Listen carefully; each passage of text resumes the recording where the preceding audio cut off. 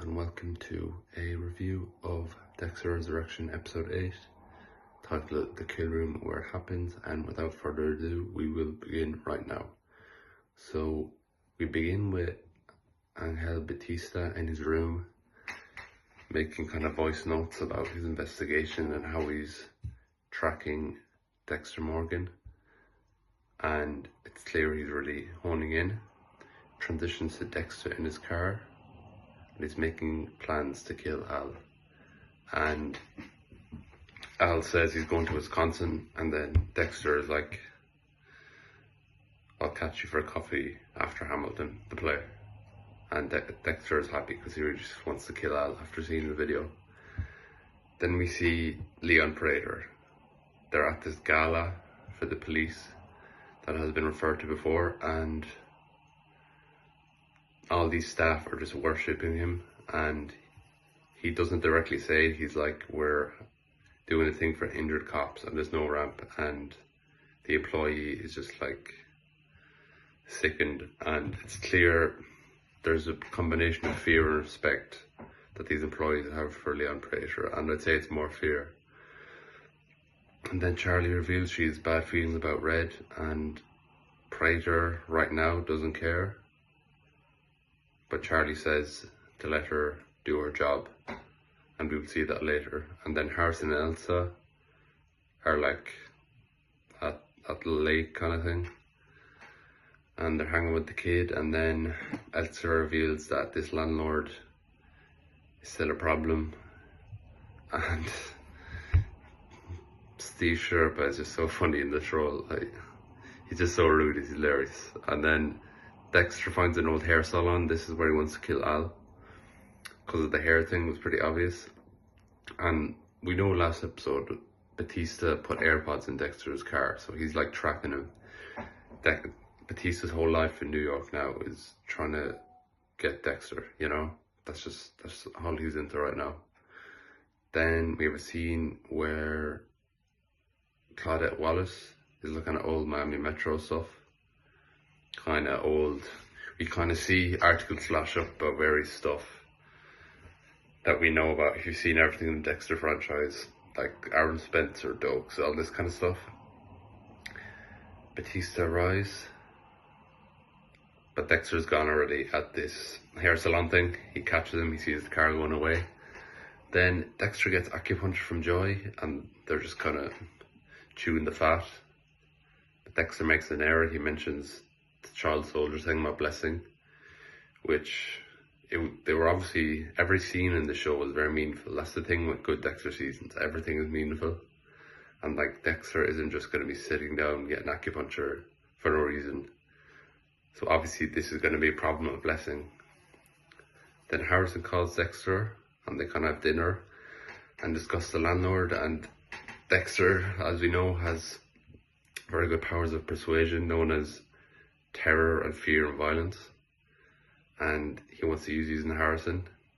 He researches Vinny, who is this landlord, and he begins to fit his code more and more, because we know that Vinny has had people have died or whatever. There's kind of been, what's the word, negligence of the apartment maintenance and stuff like that. And then so Dexter is waiting outside Hamilton, and this is one of the most interesting scenes in the show so far for me. He calls Al, and Al is already on the road back to Wisconsin because he didn't like Hamilton or whatever. And then Dexter tries to be nice. He's like, if I'm ever around there, what area are you in? But I think we see that Al, there's a reason Al is the last killer standing. I think Al is way smarter than he lets on. I've seen some stuff in the Dexter fan base that maybe Al's not even from Wisconsin, maybe that's not his name, maybe he wasn't even at Hamilton, that he's way smarter than he lets on. And the way he threw the phone out was really, it speaks to Al being a lot craftier and streetwise. Because when we first saw Al, he's coming in, video calling his family, and it was like, oh, who's this big cheesy family man? But I think Al is a lot sharper. I think this interaction shows how sharp Al is, and looks like Al is going to survive this season and not be a victim of the butcher. So Dexter is furious. It's like he's at his wedding and the bride just said, "No, I don't." That's how Dexter feels right now. He's just in crisis. And then Dexter and Constance are kind of chatting. She gives him a book about rent because Dexter inquired about the rent practices for New York State and stuff like that, because that's what Elsa is going through. And then Blessing comes in and is absolutely livid. He tells Dexter to come down for a chat, and Blessing is so annoyed about Dexter revealing that Blessing was a child soldier to Joy. Like, Dexter says sorry and stuff, but Blessing is still just furious. He described it as a betrayal, which is interesting to me, because I think Blessing should have a bit of introspection that he should have told Joy himself, but fortunately I haven't lost anyone in my immediate family. But obviously losing his mother is a blow, to say the least, and it has to be said, he does deserve a bit of slack, because losing your mother is a very tough thing to happen. And I think he will come round and forgive, because I do think Blessing is a good person at heart, and I do think him and Dexter will make up in the future.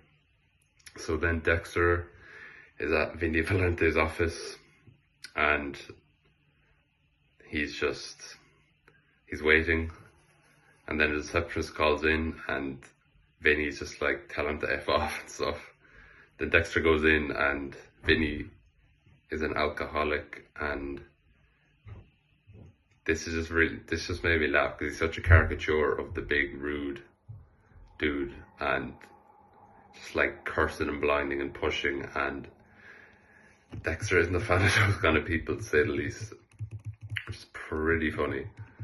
And it's pretty clear Vinny is in trouble, and it just makes you think landlords like this probably do exist, and that's pretty brutal. And then we see Harrison ask this girl Gigi from the last episode out, and it seems they have good chemistry, and it's nice to see, because Harrison deserves some sort of love or even companionship, because his life has been pretty tough so far. And Dexter M99's Bobby, because he's waiting outside the office. Another close call for Dexter, because there's some bloke looking down on his phone, listening to music while he's putting Bobby in his boot. Like, and that's just, I think that's, Dexter says, I love New York, and it's kind of an illustration of how busy New York is. Everyone's just like in their own head, kind of. They're not really looking at other people, and that's how he's able to put Bobby in his boot. And then Harrison and Gigi kind of spend the night together, and it's interesting because we thought Harrison was going to go for Elsa, but it seems that that's more of a platonic friendship kind of thing. And I don't know, maybe she's too busy or whatever, but I think Harrison and Gigi are now officially together, and yeah, that seems to be Harrison's love interest now. And then, so Batista follows Dexter to this salon again. He sees the lights on, and he goes in. Dexter's just doing whatever, intimidating Bobby, saying, stay away. And I'm saying, I just swear I said Bobby, so let's just stick to Vinny, because that's his name in this Dexterverse. And then Dexter hears this and immediately lets Vinny go. And Vinny is Vinny, so he just blows Batista out of it and doesn't. When you're in that situation, a rational person would say, help me, this person, give description and stuff like that. But given he's Vinny, he just pushes Batista down and just runs out. And this is important because Batista needs any evidence he can to catch Dexter. And then Dexter goes out the back door or something and is gone. So Batista calls Claudette Wallace, saying there's proof that the butcher is still active. And then they kind of go, Wallace and Oliver both go to this kill site where all the plastic is up, and then Dexter finds and destroys the AirPods because he's in shock. How did Batista find them? He does a search of his car and finds the AirPods. So that's that. So Wallace and Oliva are very skeptical, which has to be frustrating for Batista. But Batista really, it's like Batista is being a puppet mastered by people who are like, be the least convincing way you can, communicate terribly, because he just doesn't get his message across well. He just really fumbles the whole thing.